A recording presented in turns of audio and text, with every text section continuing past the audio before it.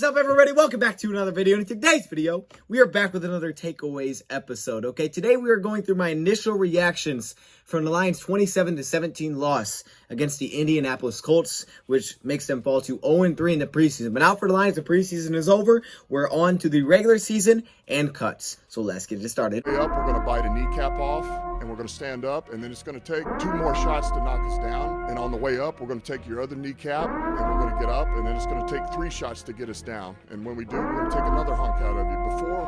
Before long, we're going to be the last one standing. Welcome, everybody, to a video. Glad you guys are here. And yes, we have some initial reactions from this game that I want to go through. Also, some injury updates as well, and some notes from Dan Campbell after the game. All right, so that's what we're going to talk about here today. Now, as always, I don't want to go, too deep on certain players and say, oh, he was great or he was terrible, because I like to watch the games back. During the game, it's kind of hard. You're just kind of noticing flash plays. You're not really seeing every single snap. So that's why I like to go back and watch. But, things on the surface that I took away, some notes, things like that. Lions are going to make their cuts. Basically, Monday is what Dan Campbell said is where we're really going to start seeing some moves. We could see like 1 or 2 here or there, but Monday's when the moves are really going to start popping off. About 2 p.m., him and Brad Holmes are going to get together, and they're going to start going back and forth on this. They're going to meet with the coordinators first and, kind of their order on guys. So Monday, we should start seeing cuts roll in. So this one will be a little bit different. I don't know how much film we'll do. We may do one like on Sunday, maybe even Saturday. Probably more likely Sunday, just because, Sunday's going to be more free. But Sunday may be the move where we get in there and we just say, okay, 53-man roster projection after the game. Here's what we're looking at. We may do that. We may do that after Saturday. I can watch some film. But again, I do want to go through some of my initial reactions because this game was a little bit different than some of these others. The other games have been like the Lions start off slow, and then all of a sudden we get to like the second half, fourth quarter, and David Blau leads a charge and the game gets really tight. Specifically against the Steelers, right? You're down, well, what were we down? 23-3? I don't even know. No, we scored 20 points in the fourth quarter. We didn't even have a point until the fourth quarter. We lost 26-20. That's kind of how that game went. And then the week before against the Bills, we're down 13-3 after Goss drives to get us a field goal. And then all of a sudden we come back and we're up 15-13. So that's kind of opposite of how this game was. This game was a little bit different. Now, we didn't play our starters in this game, at least most of them. Neither did the Colts either. The Detroit Lions, really the only starters that they played is a little bit of Penei Sewell. Terrell Crosby got in there, even though he's not a starter, but we did see some Crosby. Defensively, we saw some Ali McNeil at the beginning. Levi got a little involved, but it was nothing crazy really from the starter side. It was basically all backups in this game, and it was just competing for roles.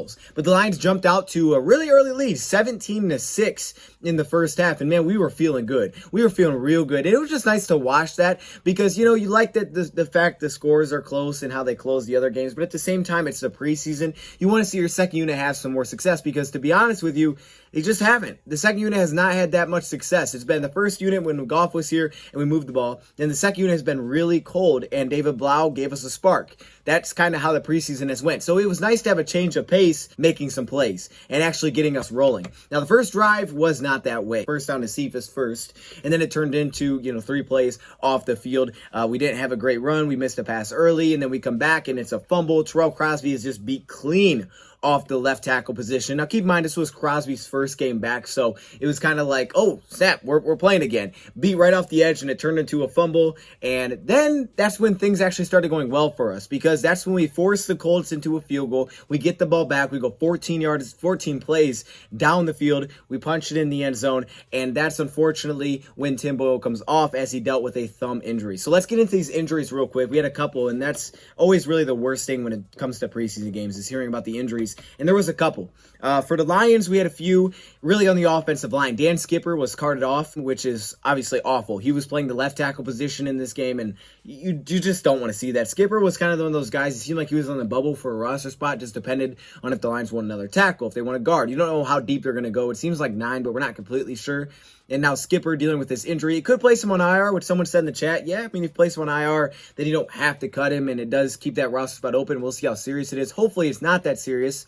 Logan Stenberg also dealt with an injury, and this was kind of a big blow because even though I have to go back and watch this game later, I know that Stenberg was playing pretty well through the first 2 games, and this injury is just terrible news for Logan Stenberg. So we lost him. He limped off the field. Didn't get carted off, which is good. He got back up and tried to walk back into the huddle, and then you see him kind of just limping, and they take him off.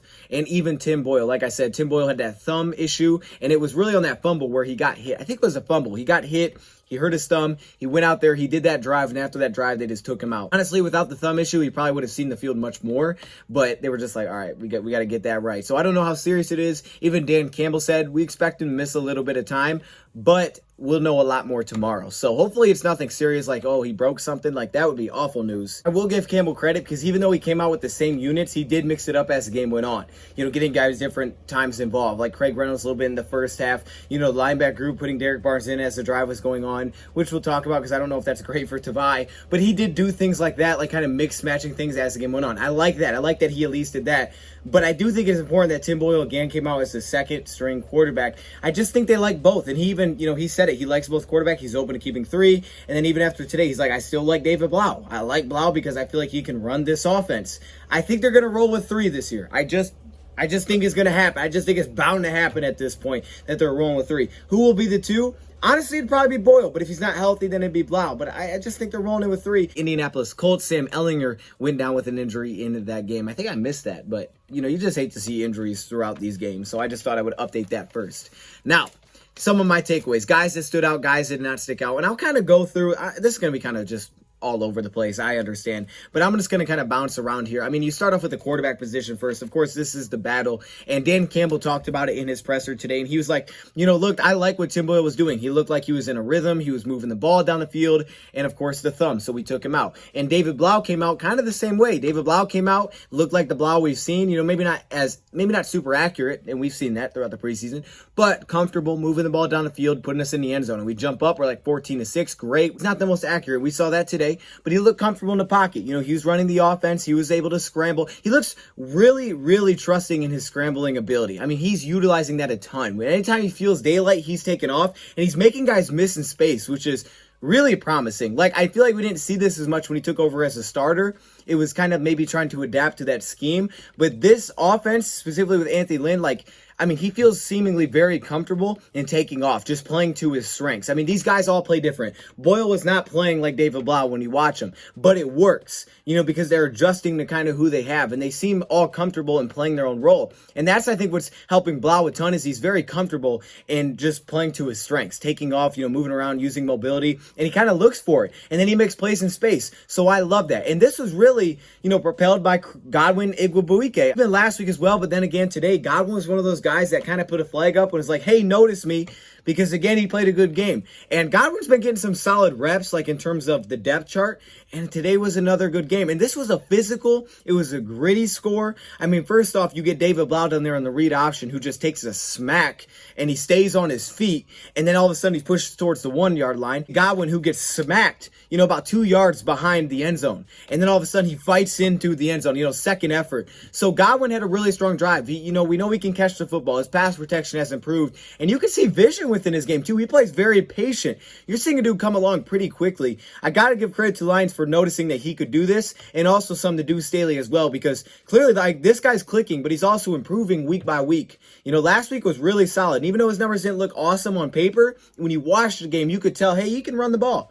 And then this week he did it again. He's really put himself into that debate or discussion for final running back if the Lions go with 4. I'm not saying he will get it, but I'm just saying he hasn't left himself out of the mix, because today when Craig only had 4 carries for 9 yards, which we'll talk about, Godwin stepped up and he did what he had to do in a limited amount of carries, and they pushed it into the end zone. I think it's worth mentioning that Godwin is getting reps where he is. I mean, I think it was Dedrick Mills that was getting snaps above Godwin when we started preseason, and now Godwin was behind Jamar Jefferson, kind of in that 4th spot, but these last 2 weeks he's played well. So we're feeling good first half, and then of course coming out in the second half, apparently Dan Campbell's like, I'm telling the team, when are we going to get a turnover? When's it going to happen? And Elder just flashes. And this was cool because, obviously I haven't watched it back yet, so I can't tell you, well, he was great or he did this great rep. But the flash plays are what stick out to you. And this stuck out.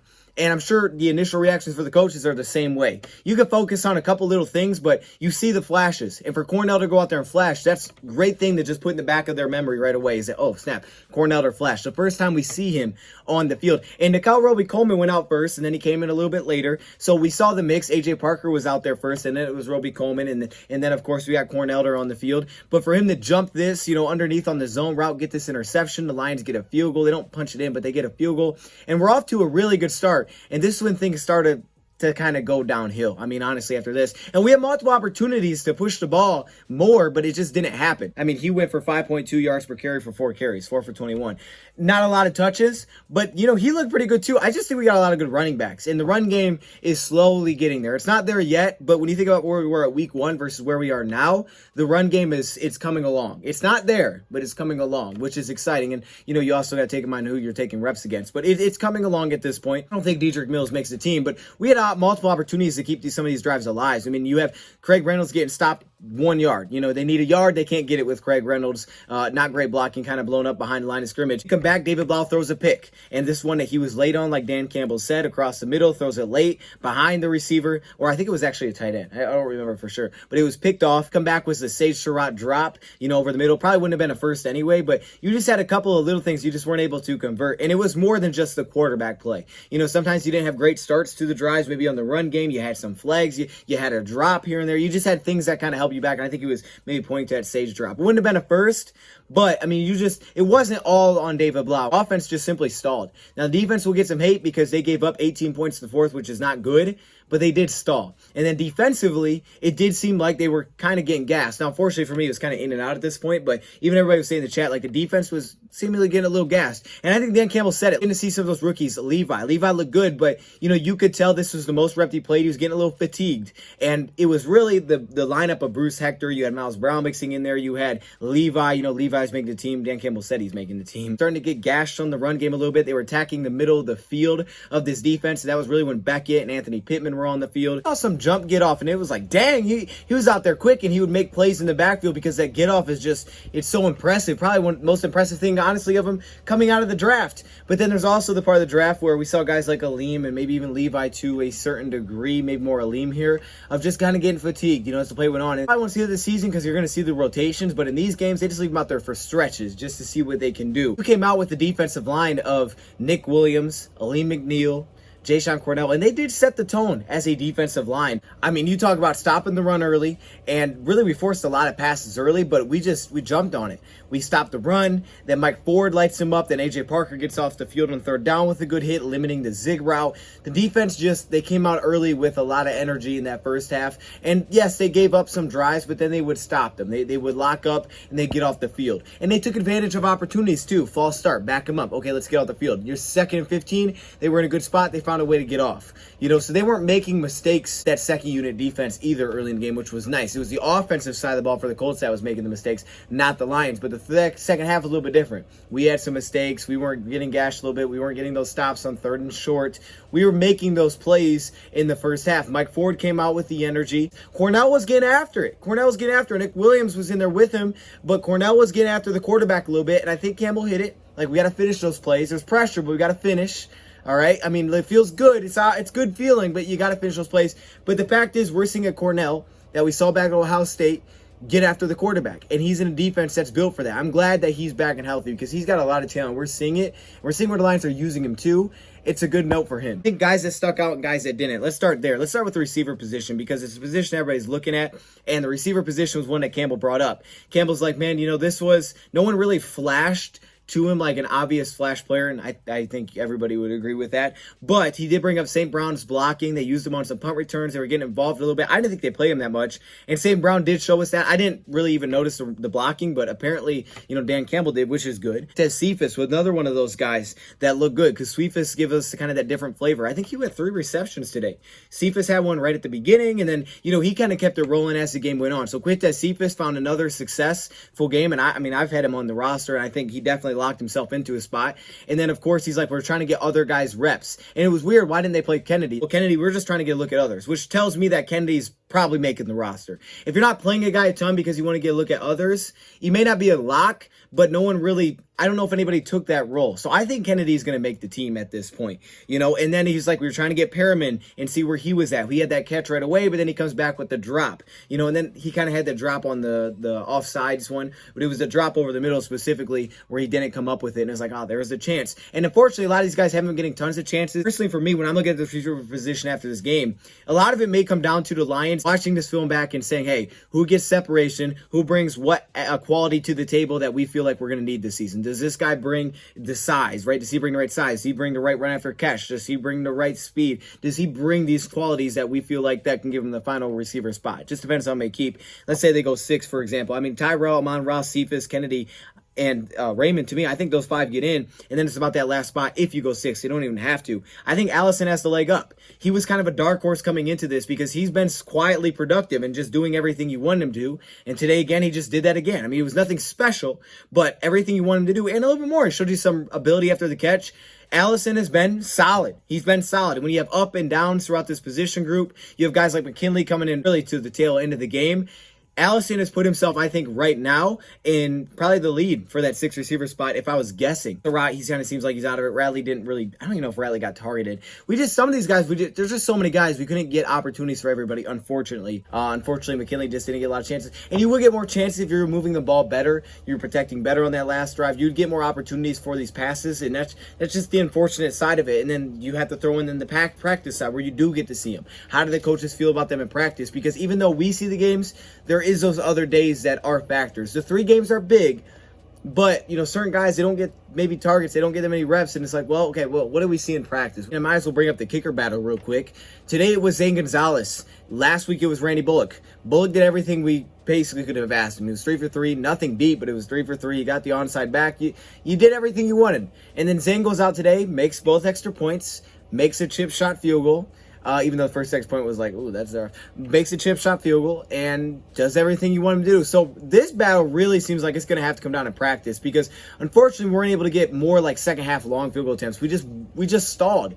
Too many 3-and-out short possessions, couldn't keep drives alive. It made it so it hurt some of these depth receiver spots in the kicking battle. Because of this, you're going to have to judge a little bit more in practice because through the games, it's like, oh, what do we have here? I think Bullock is the number 1 right now, but Zane didn't mess up. So that's the decision they're going to have to make based on what they've seen so far, and I think it'll be Boyle. It was Evan Brown as the backup center, so here they wanted to see Heim. So they threw Heim at center, but because the guard position where it kind of was in terms of health, Evan Brown became a guard. So they're trying that cross-train stuff. I don't know if it was great. He did point out Tommy Kramer as someone that stuck out to him. Kramer, like you could tell he's young, but he also has a lot of ability. I think we saw a lot against the Steelers actually getting to the second level, blocking on the outside. That third-string offensive line, it was a little bit more yikes, I would say, like especially on that last drive. We weren't really able to give Blau a ton of time to take shots down the field. It was just kind of like, keep throwing it to the running back. The third string offensive line was kind of a mess, but at the same time, we had a lot of guys in weird spots. Gave him basically no chance. So credit to Allison. The running back spot, like I said, Jamar's locked into the 3. I don't see any question about that. But then it's about, do you keep 4 and who is the 4th?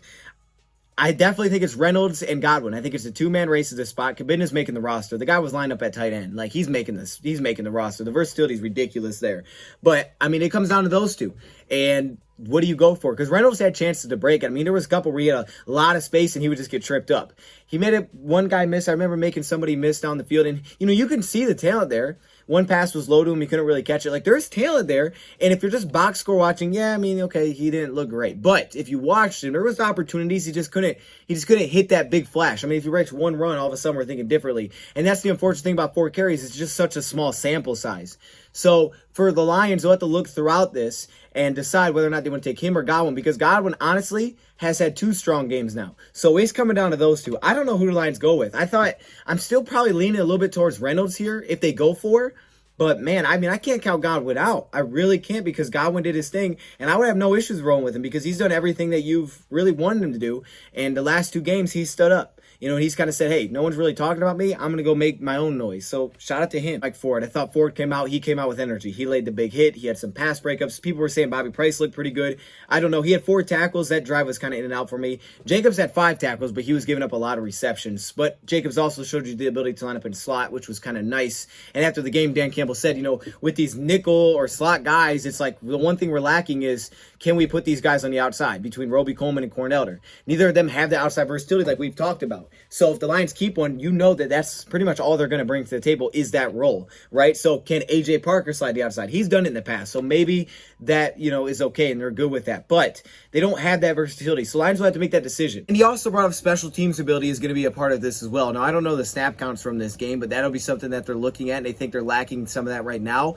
And that's why Jacobs is interesting, because Jacobs can play slot. We saw a good rep there. He has obviously played outside, and we saw that today. And he can, do some things on special teams, even though we had a flag in this game and he had a flag with the big hit early. He comes interesting there. Gave up a lot of receptions really towards the tail end of the drive. And the versatility is great, but you also need to really stand out in your role. And I didn't think he did that today. Not to put him on the radar over maybe one of those two. And even Coleman. Coleman made some plays. So Elder had the pick, but Coleman, it wasn't like Roby Coleman was bad. This is a battle, and it's going to be tough because Elder has missed so much time. So you're kind of judging him beginning of training camp in one game, and also Nickel Roby Coleman, who wasn't here for much training camp, in 2 games, and plus this one. So this is going to be really tough to decide. Lions could use that vet for slot depth and potentially be a starter this season, depending on how it goes. Mike Ford can also play that spot. They could use it, but the no outside versatility is interesting. So maybe I think probably the most likely situation is they keep 1 or 2. I don't know which. And then, you put a guy like Jacobs on the practice squad, and Bobby Price is probably going to hit the practice squad. He could make it. He could surprise everybody, but he's more of an outside cornerback, safety versatility there. Derek Barnes in a limited amount of snaps. And this was a little concerning to me. I don't think this was like, hey, Tavai, you're locked in. You're good. We don't need to see you anymore. Barnes, we got him in early because it wasn't like they waited till the end of the drive. I get it. They played Beckett more today, so they wanted to get Tavai off the field quicker so that they could see all 3. I get it. But they took him out during the drive. About halfway through a drive for the Colts, they took him out the field and put Barnes in. That's probably not a good sight. Now, I don't even remember anything from Tavai's play today. I would have to definitely go watch it back. But it doesn't seem like a good sign. Maybe he does make the team. We saw enough. We're good there. It's solid, but we want to see the potential. But I think right now he would definitely be on the outside looking in at this point. And it's really come down if they keep 5 inside linebackers to him and Pittman. And I could see them rolling with Anthony Pittman at this spot. But Barnes just looked fast. We didn't need to see him a ton. It was kind of like, okay, we saw him again. He did what he did. It wasn't like, anything new. It was just like, this is what he's been doing. He's fast. He's quick. He jumps on the screen. He makes a play. And we're good to go there. So it's about that last linebacker spot, which I think comes interesting. I feel like they would maybe even favor Pittman at this point because, like I said, I don't think Tavai and, I don't think you could really put Tavai and, let's say, Derek Barnes on the field at the same time at inside linebacker. I just don't see how that would match up. Easily just go with 4, though, and JRM to me would be the 4th guy in. I think that's how they're leaning with this. And we saw him today. He was bounced back a little bit. He's getting those tight end matchups. He wasn't getting beat over the top. He gave up 1 reception, I remember, on an out route, but he was getting those tight end matchups again. His coverage looked a lot tighter. From what I could tell today, is that when Barnes came in, he made some plays. And Barnes looked fast, just like we've seen all preseason. He just continues to be the same guy game in and game out, which you can trust. Same thing with Austin Bryant. He made some flash plays today, and I was really looking for him because Dan Campbell was talking about him before the game that he was looking for Bryant. And Bryant flashed a couple times off the backside, making some plays in the backfield, showing some pass rush ability. I'll give Charles Harris some love too early. Charles Harris was getting after it. We had a couple guys getting after the quarterback today, but like Dan Campbell said, we got to finish those opportunities. Cornell was balling. Cornell looked real good. He just wasn't finishing. Someone was saying in the chat, like, he could have made the sack, and he didn't. So, there were certain guys that were getting back there. We just weren't finishing some of those opportunities that we did have. I think this was rough for Hector and Miles Brown because, not saying that they played bad necessarily, but when they were out there, the defense gave them some touchdowns. And not only that, other guys played pretty well where they didn't separate themselves. And they really have to separate themselves, unfortunately, with the depth that we have. And I don't think either of them did. So I think both of them get cut. Maybe they get claimed back, but maybe there's a chance they go with like a Bruce Hector claiming back, depending on who goes on IR or who doesn't. But I think at this point, Miles and Bruce Hector are probably not going to make the squad. They just didn't flash enough in today's game. These battles are very tight. And I think, again, with the tight end position, Alize Mack seems to be the 3 tight end after today. But Brock Wright, Alize Mack didn't stand out. He had 1 reception for 3 yards. His blocking did look much better. I'll give him that. And then Brock Wright had the 1 reception for 10 or 11 yards. It's still very tight there. I think it's Mack, but some of these battles, man, it's like little things that I think for some of these battles, they're just going to have to watch the film because some of these weren't clear. Love to Kabinda and Darren Fells because Fells did a thing. No Hawk, and Fells has stepped up when there's been no Hawk. So I'll give him love. Jacobs, he just gave up too many receptions. I did like that he showed slot. Aside from that, too many receptions, but he showed slot and nearly had a pick, and it was really good coverage there. Ball's weird because Blau didn't play great, but at the same time, Boyle's hurt. And I think they're all 3 going to make the roster anyways. Craig Reynolds, he was in a spot where it was like he can definitely be the 4th running back. They keep 4. And today he just didn't have that big play where it put him in on the mind of the coaches. So the Lions will have to make a tough decision here. 4 carries is not a lot. I mean, we just know it's just not a lot of touches. He did make some plays in the pass game in the second quarter when they tried to throw him in, so I think he's definitely still got a shot. Also say give some credit to CJ Moore. Moore made a few plays I remember in the back end, and Elliott had that missed tackle. Elijah Holder made a great play schematically. I love that. Him diving on that drag route. I mean, I was like, oh, this scheme's nice. I like it. By no means do I think that Jalen Elliott played bad. Yeah, he had kind of that missed tackle where he gave up the big run, but it was Elijah Holder sliding down, and I don't think he's going to make the team, and they gave up the big run. They were kind of getting gashed. He has to make that play in open field. Absolutely. But Elliott showed you things on special teams. He showed you his ability all over the place, but it does seem like the Lions are giving that leg up to CJ Moore. It just seems like that's how it's been, so I just feel like at this point, I feel like if I was a betting man, I had to bet on those two, I'd probably lean towards CJ Moore, but I do like Elliott, so I don't think you can go wrong there, because I like what Elliott can bring to the table as well. Just got to like the scheme. I really do. I mean, it's not even just jumping on crossing routes, right? It's also, you see post snap, just the movement. They can show single high, and then they can, post snap, you see guys running all over the place, dropping too deep, or one comes down into the box. It's awesome to see that. We talked about it in the offseason, but to see it in the game, and when you really focus on the safeties, see him, it's like, man, that's really cool. And then, of course, we saw our slot cornerback blitzes once again. I don't think it had as much success in this game. We saw it again, and then the safety slides down. Marlowe had that tackle. I think they threw like a quick bubble screen, which he limited to a yard. I love seeing the way they utilize their safeties. I'm so pumped for that positional group this year. Looking back at it, I'm actually pretty excited about this because it was good, and a lot of the guys that played well are guys that you will see on this roster. Unfortunately, where we struggled are probably a lot of guys you won't see on this roster this season. So I'm actually okay with this. I mean, wins, losses don't matter. You want to win, but it doesn't matter too much from a fan perspective. And of course, because we're trying to just evaluate who's going to make the team. And I thought certain guys stepped up today. And I thought this was just a good day. The run game's coming around as a whole. Tim Boyle had that good drive, which we've needed to see. It was his first touchdown drive. It was great. We needed to see that out of Boyle. And he bounced back. Now we just want to see him get healthy. Injuries stink. It's unfortunate to hear that. I hate to hear it. I liked how early, though, we were able to get off the field in some third downs. We bend but didn't break, and then later in the game, it just seemed like we were kind of gassed. We had some of our younger guys out there, and, we weren't able to get out the field. Oh, yeah, and also Michael Ford. I said Mike Ford plays well, but he did get beat on that deep pass. He just got too locked in the backfield. Not disciplined. Stay disciplined there, man. He's being greedy, and he let his guy get deep. You can't do that. Ellinger put it on him. Really, overall, I'm not mad about this game. I'm actually excited going forward because I think we have seen improvement with, the second unit from this week to last week even. I mean, it's night and day.